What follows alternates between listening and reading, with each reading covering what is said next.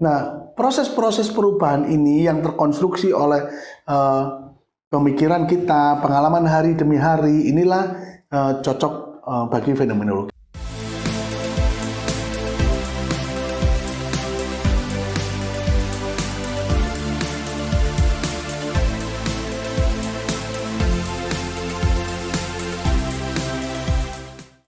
Hai Sobat Riset, balik lagi nih di channel YouTube-nya Sekolah Riset.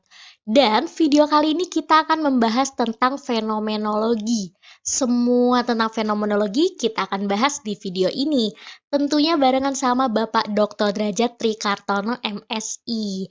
Jadi buat kamu yang penasaran, tonton video ini sampai habis ya. Happy watching!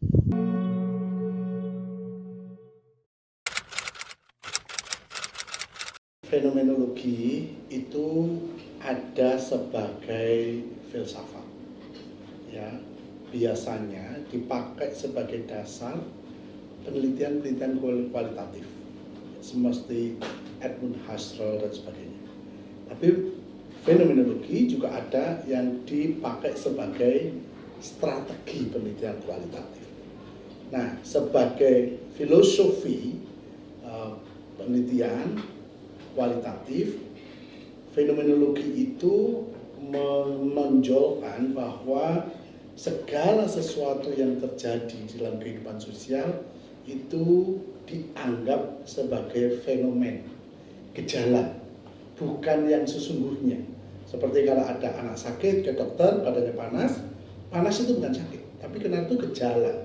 Setelah diteliti ternyata dia sakit mah, setelah diteliti ternyata dia sakit usus buntu, ya. Nah, fenomenologi itu juga melihat bahwa kejadian-kejadian di dalam interaksi sosial, perilaku sosial itu adalah sebuah gejala yang harus dicari apa sebenarnya yang sesungguhnya terjadi di belakangnya. Nah, kenapa ini diperlakukan sebagai gejala? Karena fenomenologi meyakini adanya segala sesuatu itu berada di dalam proses being, berubah menjadi, proses berubah menjadi yang tak ada ujungnya. Sejak kita masa kecil, sejak sekarang, sejak besar, ya. Seperti saya, mungkin 5 tahun lagi akan berubah tidak seperti ini, atau besok akan berubah, ya. Nah, inilah filosofi untuk melihat kenyataan yang tidak berhenti pada satu titik, tetapi sebagai sebuah yang berubah, sehingga apa yang terjadi hari ini, apa yang kita temui sekarang ini hanyalah gejala dari pengetahuan atau realitas masa lalu, sekarang, dan harapan-harapan yang akan datang pada saat ini sebagai filosofi. Tetapi sebagai strategi metode, fenomenologi itu akan mencari kebiasaan-kebiasaan yang dilakukan oleh semua orang, ya, yang dilakukan dalam kehidupan sehari-hari, itu sebenarnya apa yang sesungguhnya terjadi menurut orang itu. Nah, disitulah fenomenologi menggunakan pencarian terhadap pengetahuan, pemikiran orang. Nanti kalau bisa diketahui dari pikiran orang itu apa, maka kemudian bisa ditelusur pikiran-pikiran kolektif secara bersama-sama itu bagaimana. Nah, jadi fenomenologi sebagai strategi melakukan pencarian terhadap realitas yang sesungguhnya ada saat ini itu dari pengetahuan-pengetahuan atas dasar kebiasaan-kebiasaan perilaku yang dilakukan sehari-hari. Ya, jadi fenomenologi itu di dalam penelitian kualitatif termasuk dalam paradigma konstruktif. Ya, ada paradigma positivistik, ada paradigma post-positivistik, ada paradigma konstruktif, ada paradigma kritis, dan ada paradigma partosipatoris. Jadi dia berada di dalam paradigma konstruktif, ya, yang mencoba untuk mengkonstruksi, menata ulang, mengatur rapi apa-apa sebenarnya yang terjadi di masyarakat dari sudut pandang masyarakat itu sendiri dan dari sudut pandang kejadian-kejadian yang terlahir. Fenomenologi menekankan pada subjektif, menekankan pada pengetahuan orang yang memahami, yang mengkonstruksinya. Dan kepentingannya adalah untuk menyusun sebuah tipologi pengetahuan atau tipologi pemahaman atas kejadian ya, atau atas sesuatu, dan kemudian mencari akar kejadian, sejarah pengetahuan itu bagaimana sehingga meresap dan menjadi kebiasaan, kemudian mencari komunitas-komunitas yang sejalan, sepemikiran, seide, sehingga kemudian bisa menjelaskan apakah dinamika sosial yang terjadi dipengaruhi oleh konstruksi pengetahuan dan kelompok sosialnya itu. Nah, itu berbeda dengan strategi yang lain ya. Kita ambil contoh saja yang umum dipakai adalah studi kasus. Kalau studi kasus itu tidak mengutamakan pengetahuan yang dikonstruksi melembaga dan mempengaruhi tindakan, tapi kalau studi kasus apa saja diteliti, yang penting bisa menjelaskan case itu. Ada fenomenologi pengetahuannya yang diteliti, ada kepentingan-kepentingan dominasi yang diteliti, ada misalnya budaya juga diperhitungkan ya. Jadi case study itu lebih menekankan pada bahwa case itu harus bisa dijelaskan dengan tidak, misalnya metode yang lain, life history atau critical study ya. Life history lebih menekankan bagaimana pemahaman individu ya di dalam proses kehidupannya, dalam sejarah hidupnya itu, kemudian membangun konstruksinya tentang masyarakat gitu. Nah, kalau fenomenologi tidak dari individu itu, tetapi dari individu itu kemudian diperluas menjadi pengetahuan kolektif, kebiasaan kolektif yang kemudian menjelaskan itu. Kalau kritis lebih menekankan pada pencarian ideologi-ideologi tersembunyi di dalam realitas-realitas sosial, sehingga ideologi-ideologi itu bisa diketahui dan bisa digunakan untuk melakukan perbaikan pada masyarakat. Jadi berbeda-beda satu dan yang lain strategi itu ya, ada 12 kalau saya tidak salah, dan fenomenologi adalah salah satu yang mencoba mendekati realitas, memahami fenomena dari pengetahuan-pengetahuan yang terbangun di individu maupun yang terbangun di masyarakat, dan implikasinya terhadap tindakan-tindakan dinamika sosial, apakah konflik atau harmoni yang terjadi. Gitu.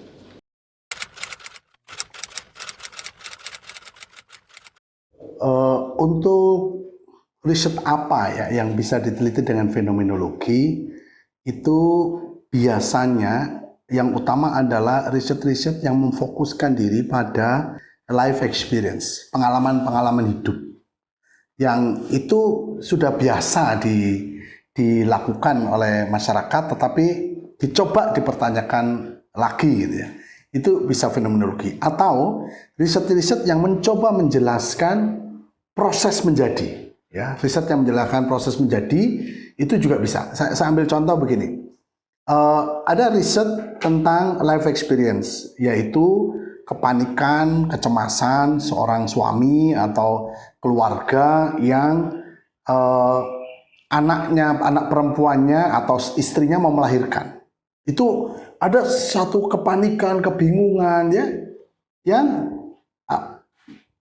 kalau orang-orang yang lain mungkin akan berbeda-beda gitu. Mungkin kalau kita melihat terus berlebihan tuh paniknya gitu ya. Tapi bagi orang sendiri itu ya harus panik, dan mungkin kalau kita mengalaminya juga panik. Nah, apa sebenarnya kepanikan itu bersumber dari apa? Itu tidak bisa dijelaskan dari budayanya, tapi dari konstruksi berpikirnya dia ini. Dia mengkonstruksi apa ya?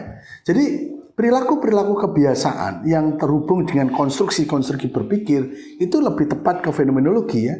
Bagaimana biasanya kita misalnya ya menghadapi permasalahan, bagaimana kita menenangkan diri kita sendiri, bagaimana apa itu menyangkut life experience, termasuk juga bagaimana kita menyesuaikan diri dengan situasi-situasi baru, pertemanan baru dan sebagainya. Itu bisa dengan fenomenologi atau menjelaskan proses being. Saya ambil contoh, ada satu riset tentang Street Corner Boys. Street Corner Boys itu cerita tentang bagaimana seseorang anak yang anak-anak baik-baik saja yang tinggal di sebuah dekat dengan jalan raya.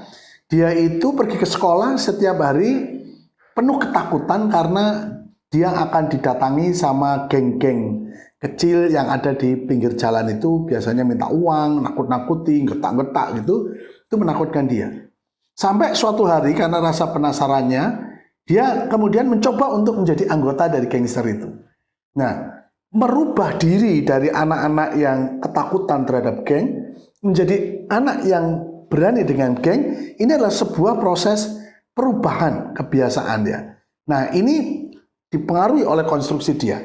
Kemudian sampai dia betul-betul menjadi anggota geng, kemudian dia diatur begitu, sampai akhirnya dia kemudian menjadi ketua geng.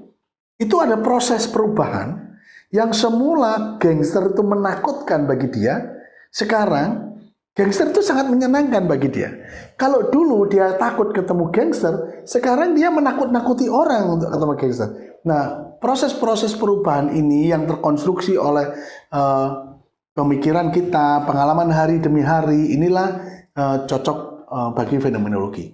Fenomenologi juga cocok untuk menjawab realitas-realitas yang tidak bisa dijelaskan oleh norma-norma, tidak bisa dijelaskan oleh sesuatu yang normatif ya. Misalnya saja, saya didatangi wartawan dan mereka bertanya, Pak Derajat, kenapa itu setan-setan kok kebanyakan perempuan ya? Atau diidentikan dengan perempuan? Nyi Roro Kidul, kuntilanak itu suaranya suara perempuan ya, dan sebagainya. Gendruwo, terus sundel bolong itu kan rambutnya panjang, belakangnya. Kenapa itu perempuan gitu? Nah, kalau saya mau mencari jawaban terhadap kenapa perempuan yang dipakai, saya tidak bisa mencari di referensi-referensi manapun gitu ya. Kecuali di apa? Di kebiasaan orang yang takut dengan setan dan terkonstruksi di pikirannya. Saya hanya bisa tanya, kamu kenapa takut dengan kuntilanak? Itu suaranya mengerikan. Lah kenapa suaranya? Itu kan suara perempuan biasa. Iya, tapi ya. Jadi ini yang bagus kalau misalnya menggunakan fenomenologi untuk memahami realitas-realitas itu. Saya melakukan riset tentang street orchestra, orkestra jalanan. Saya berbicara tentang seorang pengamen di perkotaan. Bagaimana seseorang yang berinisiatif ya karena tekanan ekonomi, kemudian ngamen. Dan dia sebenarnya bisa musik, bisa gitar, tapi karena dia ada di perempatan jalan yang tidak mungkin menyajikan musik dengan panjang, akhirnya dia potong pendek dan dia tahu kadang tidak diarahkan, tapi dia biasa saja dan dia kemudian dapat uang dari situ dan kadang-kadang dia ditangkap polisi kemudian membranding lagu-lagu dia. Nah, itu semua bisa dipakai sebagai studi-studi fenomenologi yang kita amati dari gejala kehidupan sehari-hari yang ada di depan kita itu. Begitu.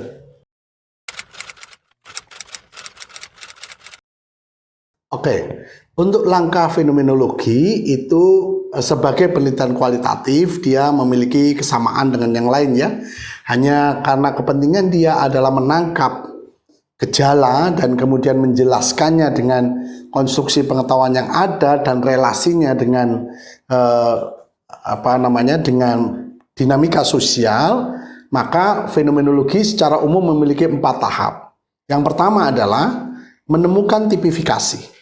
Tipifikasi itu adalah istilah atau konsep yang menandai sebuah gejala perilaku tertentu. Ya, tipifikasi. Misalnya saja panik. Satu istilah panik itu bisa menandai sebuah kejadian di mana orang berada dalam situasi atau kondisi yang cemas, lari-lari ke sana dan ke sini gitu. Jadi seorang peneliti fenomenologi pertama adalah menemukan tipifikasi. Tipifikasi ini bukan lain adalah sebuah konsep-konsep yang tertata rapi di kepala, di pengetahuan yang terhubung satu dan yang lain. Nah, disitulah fenomenologi menemukan sel-sel penyusun dan pengatur kesadaran-kesadaran orang di dalam dirinya. Nah, setelah tipifikasi itu ketemu, ya, setelah tipifikasi ketemu, kemudian tipifikasi itu dihubungkan satu dan yang lain. Tentu yang ini misalnya orang lari-lari, bingung, orang kemudian tidak bisa ngambil keputusan, orang teriak-teriak. Ini satu kesatuan saya sebut panik. Kemudian panik, konsep panik saya hubungkan dengan konsep yang lain, yaitu kejadian istrinya melahirkan. Apa itu dan sebagainya. Nah, itu kita hubungkan menjadi sebuah konstruksi pengetahuan ya, system of mind. Nah, setelah itu kemudian kita cari akar historisnya. Ini yang kedua. Jadi pertama temukan tipifikasinya. Yang kedua adalah dapatkan historisnya. Jadi kalau ini sebuah kebiasaan yang sudah terlembaga dan sudah lama dipakai orang, ini kira-kira kapan sih dimulai? Kan tidak mungkin dari lahir orang kemudian panik, kan tidak mungkin. Nah, pasti ada suatu titik-titik di mana dia mulai merasa bahwa ini sebuah tindakan perilaku pemikiran yang tepat. Nah, itu dicari historisnya. Setelah ketemu historisnya, yang ketiga adalah ditemukan kelompok sosialnya. Jadi dia di dalam melakukan tindakan itu berulang-ulang pasti ada yang menjustifikasi, melegitimasi, mengakui. Ya, nah ini siapa kelompoknya yang seide? Ya, nah dari kelompok ini kalau kita sudah ketahui, maka kita bertanya, ada berapa kelompok? Oh, ada 2 kelompok. Kelompok ini sama mendukung atau saling menolak, misalnya ya. Kalau sama mendukung berarti akan bekerja sama, kalau menolak akan berbeda. Nah, di dalam penelitian fenomenologi seringkali yang kita temukan justru dimulai dari perilaku sosial dulu. Jadi kita akan melihat sesuatu dulu ya di lapangan, misalnya let's say saya melihat sekarang banyak sekali orang kalau mau makan itu difoto makanannya. Difoto. Dan selalu sering saya melihat itu di mana-mana. Nah, ketika saya mau meneliti, sebenarnya ada apa kok makanan ini difoto? Apakah makanan ini istimewa? Enggak, semua makanan yang dia temui difoto. Berarti bukan makanannya yang istimewa. Apa sebenarnya yang istimewa? Untuk menjelaskan perilaku relasi itu, saya kemudian masuk ke alam tipifikasinya dulu. Dari alam tipifikasi, saya mulai tanya kapan dia mulai, oh sejak punya AP, oh tahun berapa, oh kenapa. Kemudian siapa yang membenarkan dan tidak membenarkan tindakan dia itu. Kalau yang membenarkan, bagaimana sikap dia, bagaimana perilaku dia. Kalau yang tidak membenarkan, menyalah-nyalakan bagaimana sikap dan perilaku dia. Nah, itu tahapan besar dalam tipifikasi 4 itu, tetapi dalam hal-hal misalnya sumber data informannya, teknik pengumpulan datanya, wawancara mendalam, observasi, kemudian dalam rangka teknik pengumpulan datanya dan sebagainya itu sama saja dengan yang lain ya, sama saja. Hanya digunakan untuk apa data yang terkumpulkan itu, nah itu yang di teknik analisis akan menjelaskan hal yang berbeda. Jadi kalau dari segi perumusan masalah, ya terutama perumusan masalahnya adalah menjelaskan tentang bagaimana kesadaran, konstruksi pengetahuan yang dimiliki oleh orang itu terhadap realitas sosial yang ada, bagaimana kebiasaan itu dilakukan dan dipertahankan, dan apa kelompok sosialnya dan apa pengaruhnya terhadap hubungan-hubungan sosial yang terjadi. Begitu.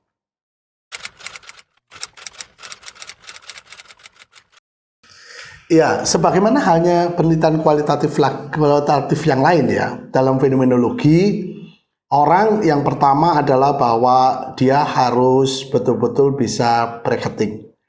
Dia harus betul-betul bisa menutup dirinya, maksudnya menutup diri itu tidak menafsirkan semau dia, tidak menduga-duga seperti yang dia pikirkan, tidak menerapkan standar kebenaran yang dia miliki, peneliti maksudnya, terhadap realitas itu.